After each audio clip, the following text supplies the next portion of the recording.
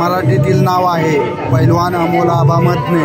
हे आपण पाहतो की शिवाजी महाराजांच्या काळामध्ये मोडी लिपीमध्ये भाषा लिहिली जायची महाराष्ट्रामध्ये, त्या पद्धतीने मोडी लिपीकार श्री राजाराम कपळे सर नगर व आमचे सहकारी मित्र मिलिंद दादा जपे सर नगर यांनी शारदानगर तालुका बारामती जिल्हा पुणे या ठिकाणी रांगोळी स्पर्धा व अक्षर संमेलन राज्यस्तरीय स्पर्धा चालू होती। त्यामध्ये जे मोडी लिपीमध्ये हे नाव काढलेले आहे त्याचा हा छोटासा व्हिडिओ।